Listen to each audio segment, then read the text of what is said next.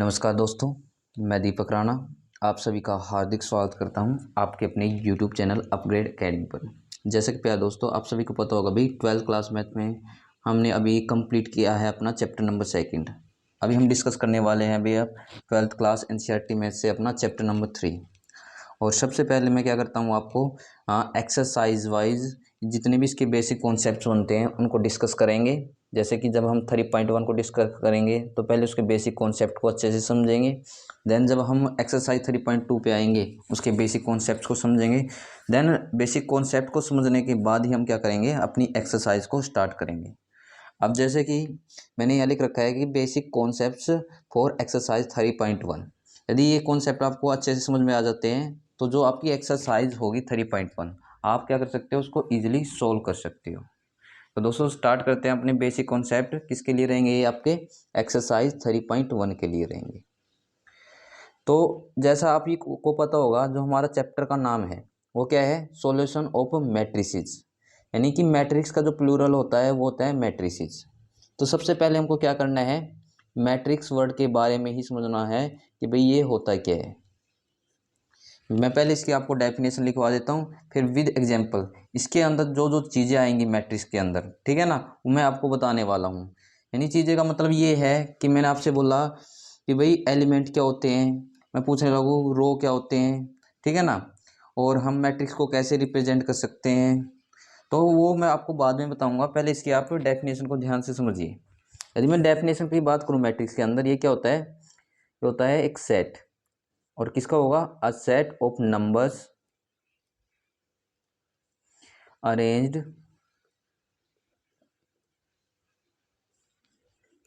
In row and column. दोबारा repeat कर रहा हूं मैं इस डेफिनेशन को। मैट्रिक्स की डेफिनेशन में मैंने क्या लिखा, a set of numbers arranged in row and columns, वो क्या कहलाता है, मैट्रिक्स कहलाता है। तो पहले मैं इसकी हिंदी एक्सप्लेन करता हूँ भाई इसका मतलब क्या होता है। ये क्या होता है, नंबर का एक ऐसा सेट होता है जिन्हें कैसे अरेंज किया जाता है, रो और कॉलम में अरेंज किया जाता है।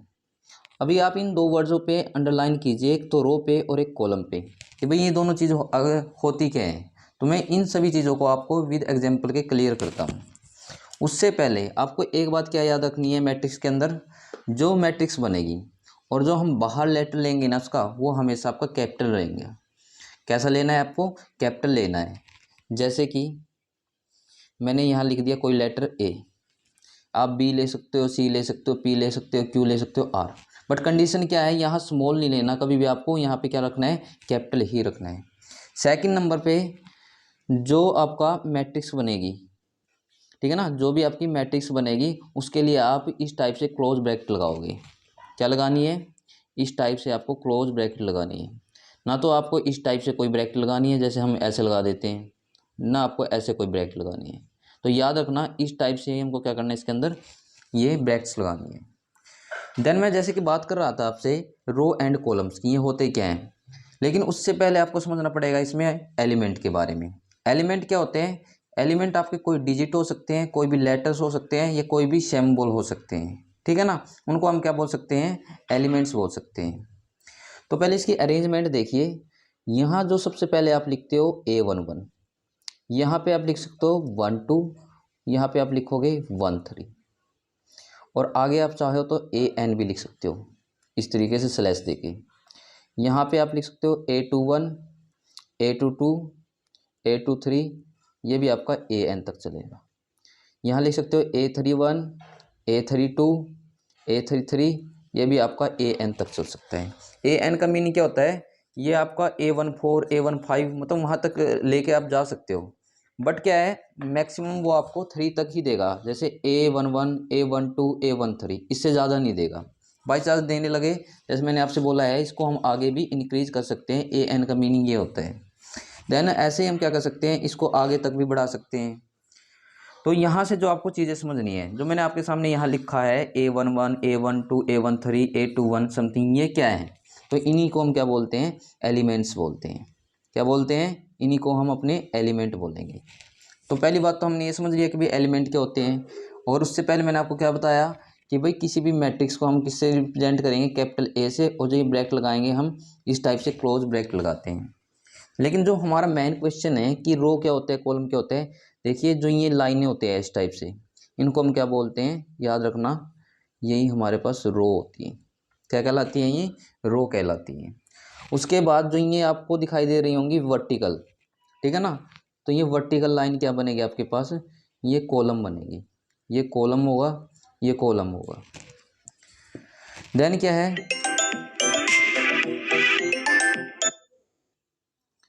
तो ये हो गया आपका कॉलम। नेक्स्ट नंबर पे हम इसमें बात करें मैट्रिक्स के अंदर, ठीक है ना। मैट्रिक्स में आपको इतनी ही बातें याद रखनी है, मैं रिपीट करा देता हूँ एक बार जल्दी से। मैट्रिक्स क्या है, ये नंबर का एक सेट होता है जिसको अरेंज किया जाता है रो और कॉलम में। रो मैंने बोला इस टाइप से चलती है जो, और कॉलम मैंने बोला इस टाइप से जो वर्टिकल में होते हैं, ये हमारे कॉलम होते हैं। तो मैट्रिक्स में सेकंड नंबर पे आता है इसके अंदर हमारे पास ऑर्डर ऑफ मैट्रिक्स। क्या आता है, ऑर्डर ऑफ मैट्रिक्स। अब ये ऑर्डर ऑफ मैट्रिक्स क्या होता है, तो इसके लिए आपको नॉर्मली एक बात याद रखनी है, यदि हम क्या कर दें, नंबर ऑफ रो की मल्टीप्लाई या प्रोडक्ट नंबर ऑफ कॉलम से कर दें। मैंने बोला नंबर ऑफ रो की मल्टीप्लाई या प्रोडक्ट नंबर ऑफ कॉलम से कर दे तो ऑर्डर ऑफ मैट्रिक्स आएगा। अब ये कैसे आता है, तो हम इसको भी एग्जाम्पल से समझते हैं।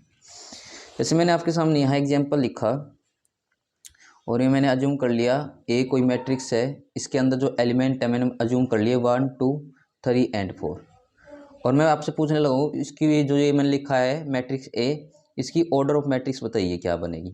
तो इसकी ऑर्डर ऑफ मैट्रिक्स के लिए आप क्या करोगे, जो नंबर ऑफ रो बनेगी उसकी प्रोडक्ट किससे कर दो, नंबर ऑफ कॉलम से कर दो।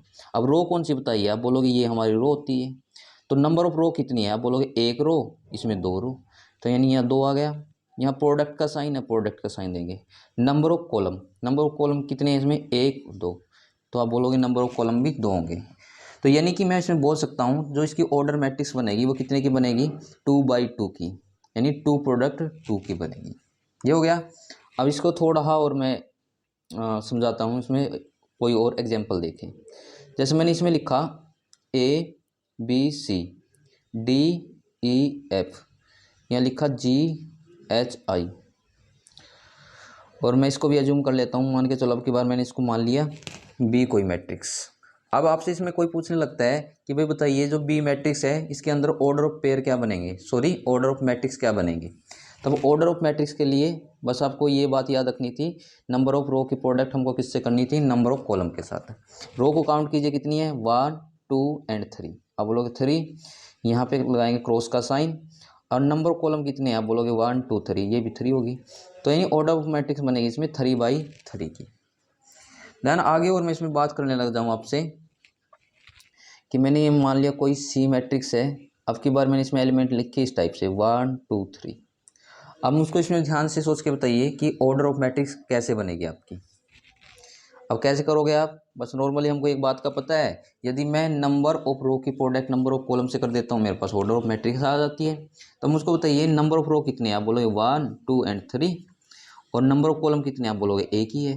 तो यानी कि ऑर्डर ऑफ मैट्रिक्स क्या बना इसका, आप बोलोगे 3x1 या 3 प्रोडक्ट 1 3 मल्टीप्लाई 1, ठीक है। तो इस तरीके से हम क्या करते हैं, अपनी ऑर्डर ऑफ मैट्रिक्स को आसानी से निकाल सकते हैं कि वो कितने बाई कितने की होगी। देन मैट्रिक्स के अंदर नेक्स्ट कॉन्सेप्ट आता है हमारे पास यूनिट या आइडेंटिटी मैट्रिक्स। मैंने लिखा है यहाँ पे यूनिट या आइडेंटिटी मैट्रिक्स। अब ये क्या होती है, देखिए इसके लिए मैं आपको कोई डेफिनेशन याद नहीं कराने वाला हूँ, इसके लिए आपको क्या करना है, इसका एग्जाम्पल ही अच्छे से समझना है। एग्जाम्पल यदि आपको समझ में आ गया तो ऑटोमेटिक क्या है, उस एग्जाम्पल से आप अपनी डेफिनेशन को भी बना सकते हो। अब एग्जाम्पल कैसे, यदि मैं कोई भी मैट्रिक्स इस फॉर्म में लिख दूँ जैसे कि 1 0 0 1, तो ये क्या होगी आपके पास आइडेंटिटी मैट्रिक्स होगी। इन शॉर्ट में बोलूँ इसके अंदर जो भी एलिमेंट बनेंगे ना आपके वो 1 और 0 की फॉर्म में बनेंगे, ये बात आपको याद करनी है। क्या बनेंगे, इसके अंदर जो भी एलिमेंट आएंगे 1 और 0 की फॉर्म में आएंगे, इसके अलावा हमारे पास कोई भी आपके एलिमेंट नहीं आएंगे। और इसके लिए सॉरी, क्योंकि ये आइडेंटिटी मैट्रिक्स है ना, तो आइडेंटिटी मैट्रिक्स के लिए हम हमेशा आई का यूज़ करेंगे, कभी भी ए बी सी समथिंग इनका यूज़ नहीं करते हैं। इसका यूज़ करेंगे यूनिट या आइडेंटिटी मैट्रिक्स के लिए हम आई का यूज़ करते हैं। देन इसके बाद जो सेकंड नंबर पे आपको बात याद रखनी है, वो जो आपकी आइडेंटिटी मैट्रिक्स चलेगी या यूनिट मैट्रिक्स चलेगी हमेशा स्क्वायर में चलती है। स्क्वायर का मीनिंग ये होता है जितनी भी रो होंगी उतने ही आपके कॉलम बनेंगे। जैसे इसके अंदर दो तो हमारे पास रो है, दो ही कॉलम है, तो यानी कि जिसमें इक्वल क्या है, इक्वल में चलती है, रो भी सेम कॉलम भी सेम, तो वो मैट्रिक्स ही हमारी एग्जैक्ट रूप से आइडेंटिटी मैट्रिक्स होगी। कभी आप ये मान के चलने लगो कि भाई इसमें रो तो दो हैं और उसके अंदर जो कॉलम है वो तीन आ गए, तो वो हमारी पास यूनिट या आइडेंटिटी मैट्रिक्स नहीं होगी। क्यों नहीं होगी? क्योंकि उसके अंदर आप बोलोगे स्क्वायर में हमारे पास एलिमेंट नहीं है, या स्क्वायर में क्या है, ना तो रो है ना कॉलम है। इस टाइप से आप याद रखना। यदि कहीं भी इस टाइप से दिख जाता है कि भाई इसमें रो और कॉलम सेम नहीं है, हम उसको कभी भी आइडेंटिटी मैट्रिक्स नहीं मानेंगे। जैसे कि मैं इसमें एक और एग्जांपल देके बताता हूँ। यहाँ लिखा मैंने एक आइडेंटिटी मैट्रिक्स इस फॉर्म में 1 0 0 0 1 0 0 0 1, ठीक है ना। आपको यही फॉर्म याद करनी है आइडेंटिटी मैट्रिक्स के लिए। 2/2 के लिए ये, 3/3 के लिए ये। अब इसमें पहले नंबर पे चेक कीजिए कि जो एलिमेंट है देखो 1 और 0 की फॉर्म में है, आप बोलोगे हाँ। दूसरे नंबर पे मैंने क्या बोला कि भाई जो ये चलेगी आइडेंटिटी मैट्रिक्स हमेशा स्क्वायर फॉर्म में चलेगी। स्क्वायर फॉर्म का मीनिंग मैंने क्या बताया, जितने भी इसके अंदर क्या होंगे, आप बोलोगे जितने भी इसके अंदर रो होंगी, जैसे कि 1 2 3, उतने ही इसके अंदर कॉलम होनी चाहिए, तभी वो क्या मानी जाएगी, एक एग्जैक्ट रूप से आइडेंटिटी या यूनिट मैट्रिक्स मानी जाएगी। तो ये थी हमारे पास यूनिट या आइडेंटिटी मैट्रिक्स। देन इसके बाद क्या आता है हमारे पास मैट्रिक्स के अंदर, हम इसमें लिख सकते हैं जीरो मैट्रिक्स। जीरो मैट्रिक्स, अब जैसे नाम से पता चल रहा होगा आपको जीरो, यानी कि इसमें जो भी एलिमेंट बनेंगे ना हमारे वो जीरो की फॉर्म में आएंगे। जैसे कि मैंने यहाँ कोई ए मैट्रिक्स मान ली और इसमें एलिमेंट की बात करने लग जाऊँ, तो जितने भी यहाँ एलिमेंट आए वो आपके क्या बनेंगे, आप बोलोगे जीरो बनेंगे। या आप इसको कैसे भी लिख सकते हो 0 0 0, ये भी क्या है आपके पास जीरो मैट्रिक्स, यानी कि हर एक एलिमेंट आपका जीरो ही रहने वाला है, कोई भी अदर एलिमेंट नहीं होगा।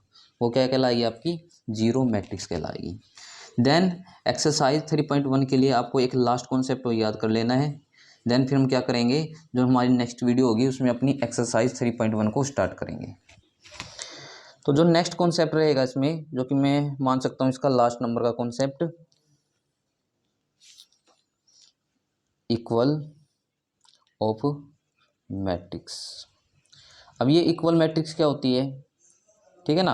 अब इसमें भी क्या वर्ड आ रहा है, इक्वल, तो आपको समझना है कि समथिंग इसमें कुछ इक्वल से रिलेटेड चीज़ होगी। जैसे कि इसको हम एग्जांपल से क्लियर करते हैं। मैंने यहाँ लिख दिए एलिमेंट 1 2 3 4, ठीक है ना, और मैंने यहाँ डाल दिया साइन इक्वल टू का, ठीक है, और मैंने यहाँ लिखे एलिमेंट x y z और w। तो हमको समझना क्या है इसके अंदर, पहली बात तो यहाँ पे देखो इक्वल टू का साइन है, तो यहाँ से समझना कि ये मेरे पास क्या होगी, इक्वल मैट्रिक्स होगी। और दूसरे नंबर पे इसके अंदर वैल्यू कैसे निकाली जाती है, तो इसके अंदर जो वैल्यू है वो कंपैरिजन करके निकाली जाती है। जैसे मैंने आपसे बोला था ये आपका A11 A12 होता है, ये A21 A22, ये भी ऐसा A11 A12 A21 A22। तो हम A11 का कंपैरिजन A11 के साथ करेंगे, A12 का कंपैरिजन A12 के साथ, 21 का 21 के साथ, 22 का 22 के साथ। इस तरीके से हम क्या करेंगे, जो भी हमारे एक्सरसाइज 3.1 के अंदर क्वेश्चंस आएंगे उनको सोल्व करेंगे। तो यानी मैं बोल सकता हूँ कि जो x है, x की वैल्यू 1 आएगी क्योंकि इसका कंपैरिजन इससे होगा। y की वैल्यू क्या आएगी, आप बोलोगे 2 आएगी, इसका कंपैरिजन इससे था। z की वैल्यू क्या आएगी, 3 आएगी, इसका कंपैरिजन इससे था। और w की वैल्यू क्या आएगी, 4 आएगी, इसका कंपैरिजन इससे था। तो ये थी मेरे पास इक्वल मैट्रिक्स। तो आपको क्या करना है, कुल मिलाकर इतने कॉन्सेप्ट को याद करना है, मतलब रिवाइज करना है। देन जब हम अपनी एक्सरसाइज को स्टार्ट करेंगे तो ये कॉन्सेप्ट आपको और अच्छे से समझ में आ जाएंगे। तो दोस्तों इस वीडियो में इतना ही, कल मिलते हैं अपनी नेक्स्ट वीडियो में अपनी नेक्स्ट कॉन्सेप्ट्स के साथ या क्वेश्चंस के साथ। Thank you very much for watching my video.